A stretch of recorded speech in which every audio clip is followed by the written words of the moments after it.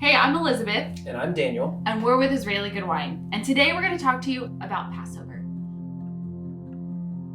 One of the things that I think is so beautiful about Passover and the celebrations that follow is how it's not only a feast, but it's a memorial and a lasting ordinance which is supposed to continue in perpetuity. You and I both grew up as Christians, and we celebrated Easter every year. And I took communion probably 1,000 times in church, but I really didn't understand the significance of either of those things until I celebrated my first Passover Seder as an adult. It was like suddenly something clicked, and I understood the context of why I took communion when it was put in the context of Passover. So this video is entitled Passover, or Pesach in Hebrew, but we're actually going to cover 3 distinct feasts and festivals which all fall over about an 8-day period each spring. So this video is really including Passover, the Feast of Unleavened Bread, and First Fruits. And in reality, God instituted all 3 of these. I think they're some of the most important and most sacred holidays on the Jewish calendar. And they're really profound for us who are Christians as well. Now, there's a lot we could say about Passover, the Feast of Unleavened Bread and First Fruits, but we really want to give some basic understanding of why it's important, how it's traditionally celebrated by Jews around the world, and some perspective of why we think it's important for Christians to celebrate it as well. And like we've said before, we're approaching this as Christians who honor the Jewish traditions and scriptures that are at the foundation of our faith. We love celebrating Passover with all kinds of friends, including our Jewish friends and fellow Gentiles, both believing and unbelieving. Yeah, so the first time we see Passover in the scripture is, of course, the first time that Passover was celebrated in the exodus of the Jews from Egypt. And at a foundational level, that is what Passover is. It is the celebration of the liberation of the Jews from bondage. For Christians, we believe and celebrate another layer in the death, the burial, and the resurrection of the Messiah, which took place historically over the same period of Passover. So Passover is celebrated on the 14th day of the first month of the Hebrew calendar, which is Nisan. On our Western calendars, this is always in the spring, and usually it falls in March or April. It's a 24-hour feast that begins at sundown and ends the following sundown when the Feast of Unleavened Bread begins. That feast lasts 7 days, and the first day following the high Sabbath of that week is the celebration of First Fruits. And here's the deal, the calendar is really important here because it explains some of the symbolism and it gives some context to why we celebrate. You can find more about the specifics in Exodus 23, Leviticus 23, and Numbers 28. But before we get ahead of ourselves, we should probably lay out the basics of why we celebrate Passover. Oh yeah, that's right. So why do we celebrate Passover? Well, for one, it's because it's a feast that God implemented to remember his salvation for the Jewish people from the bonds of slavery. Passover, or Pesach in Hebrew, means to skip over, and it refers to the angel of death who passed over the house of the Israelites and only struck the Egyptians. During the first 2 nights of Passover, a symbolic dinner called the Seder is held in every Jewish household. In fact, no holiday unites the Jews around the world as much as Passover does. There is a beautiful symbolism and ritual, and though families might do it slightly differently, most of the Jews around the world celebrate Passover in largely the same way, because it was fairly clearly defined by God when he gave instructions on how to celebrate. For those of us who are Christians, here's a bit of context for how it applies to our faith, beyond even just celebrating the liberation of the Israelites from Egypt, which, Dayenu, that would have been enough. But the secondary meaning of Passover for Christians is that it's time to remember how God, through the Messiah as the Lamb of God, sanctified, delivered, and redeemed humanity to be his people by his blood. And the Passover Seder is a foreshadowing of the great redemption that is to come in the marriage supper of the Lamb. We believe that Passover is sound doctrine, and it's a perfect object lesson for all of us, including our children, to know and understand our salvation, our redemption from slavery, and our acceptance as the body of Messiah. We aren't adding to the story of Passover, but we are viewing the story of Passover and the Exodus from Egypt as a foreshadowing and the promise that was fulfilled in the Messiah. In fact, when you put this into context, when Jesus sat down for the Last Supper, it wasn't an ordinary dinner. It was the feast that began the Passover. And when he said, "Do this in remembrance of me," it was during the breaking of bread and the drinking of wine. It was in the context of the Passover Seder meal. Okay, so that's the why. But if we wanted to celebrate the how would we do that? Well, let's start with the permissions. You don't have to memorize it. Passover has a lot of elements, and every household, no matter where you are in the world, uses what's called a Haggadah, or a prayer book, which gives more detail on the order of the Seder meal. In fact, that's what Seder means. It means order. And the Passover dinner is just that. It's an order. We have some Haggadahs available from Israeli Good Wine, which give more detail to what you need to do and what you need to have on hand in order to celebrate Passover, and the order of events for you to host your own with family or friends. But for a quick rundown of what you need to have on hand, we will start with wine, because every holiday is an excuse for wine. And in fact, Passover, you actually drink 4 glasses of wine. Even better. So you need to have a lot of wine on hand. Today we are celebrating with Sagot Sinai Red, which is a wine that is kosher for Passover.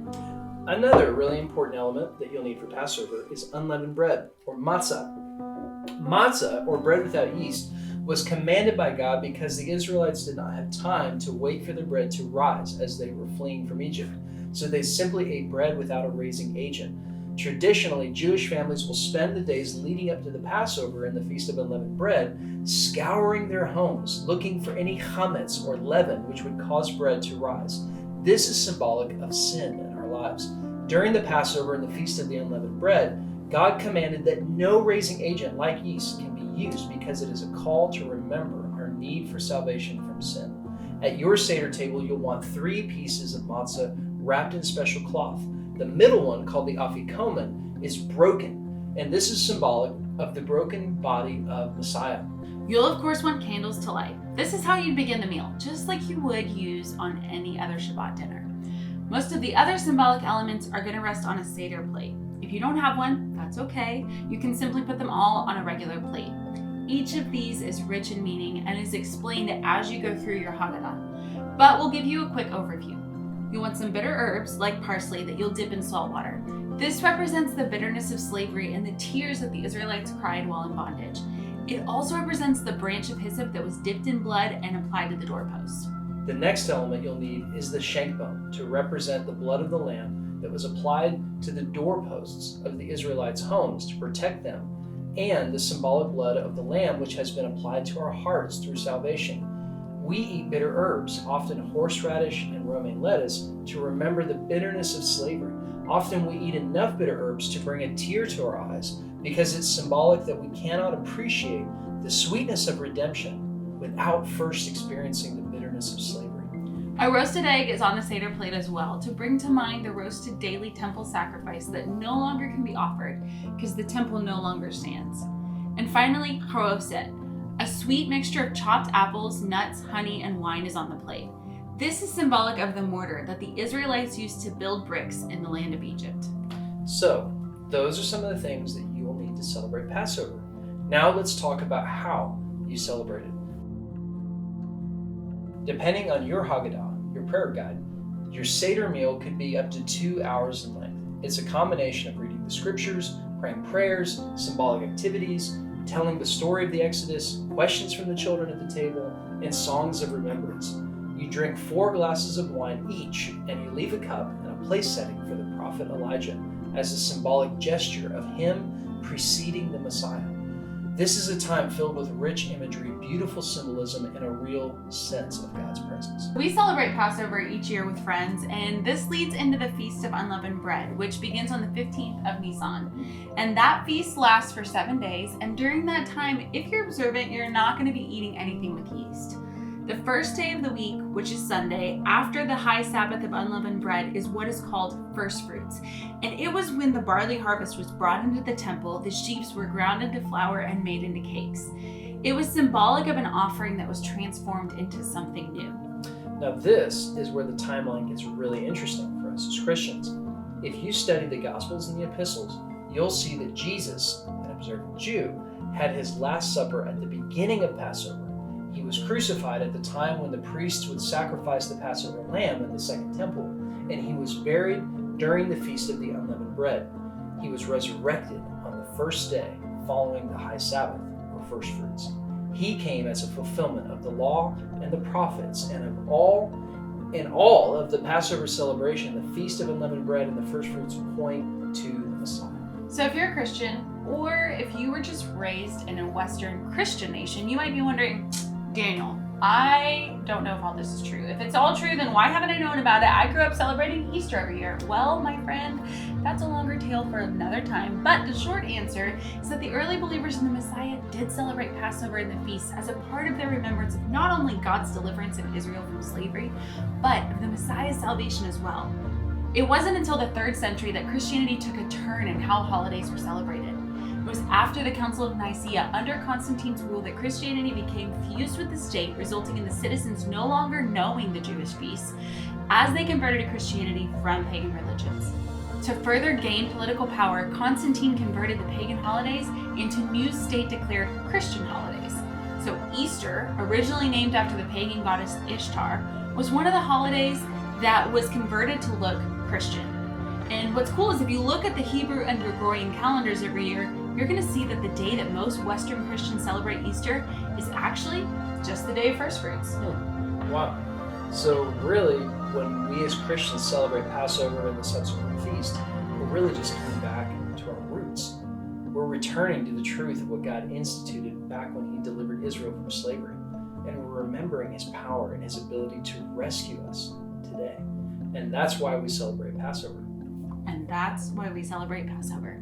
And we hope you'll join us too in celebrating these feasts and in remembering God's goodness in the land of the living through the feasts of Passover, unleavened bread, and first fruits. So Daniel, I think we should raise a toast to celebrating Passover, the feast of unleavened bread, and first fruits. Sounds good to me. L'chaim. L'chaim.